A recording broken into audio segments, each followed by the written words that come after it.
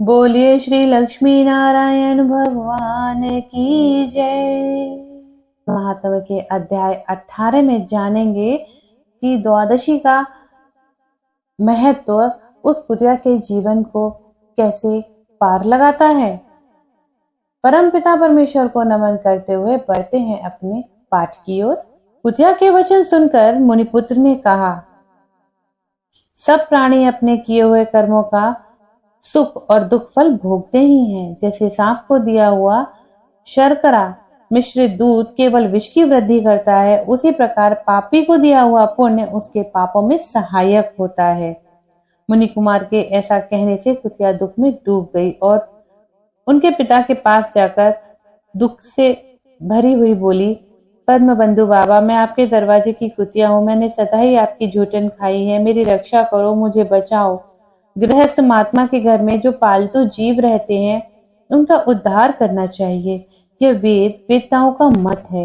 चांडाल, कौवे, कुत्ते ये प्रतिदिन गृहस्थों के दिए हुए टुकड़े खाते हैं, अतः उनकी दया के पात्र हैं।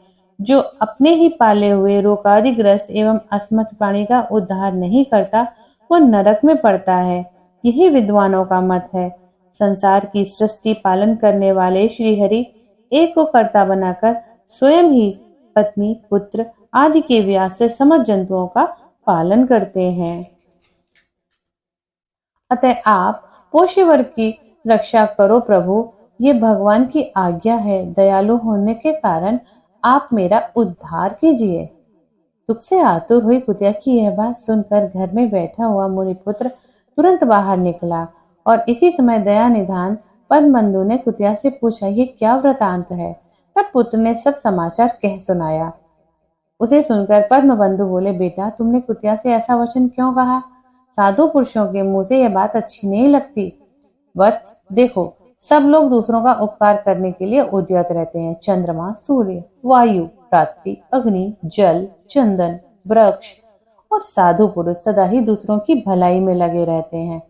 दैत्यों को महाबली जानकर महर्षि दधीचि ने देवताओं का उपकार करने के लिए दयापूर्वक उन्हें अपने शरीर की हड्डियां तक दे दी।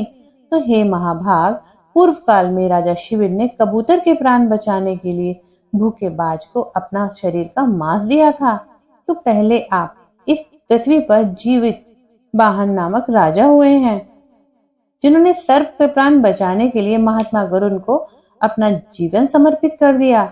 इसलिए विद्वान ब्राह्मण को दयालु होना चाहिए। क्या इंद्रदेव शुद्ध स्थान पर ही बारिश करते हैं, अशुद्ध स्थान पर जल नहीं बरसाते। क्या चंद्रदेव चांडालों के घर में प्रकाश नहीं करते। तो अतः बार बार प्रार्थना करने वाली इस कुतिया का मैं अपने पुण्यों से उद्धार करूंगा। इस प्रकार पुत्र की मान्यता का निराकरण करके परम बुद्धिमान पद्मबंधु ने संकल्प लिया।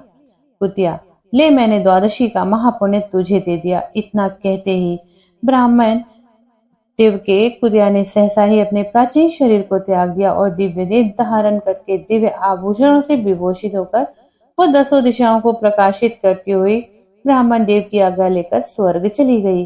वह महान सुख भोग कर पृथ्वी पर भगवान नर नारायण के अंश से उर्वशी नाम से प्रकट हुई।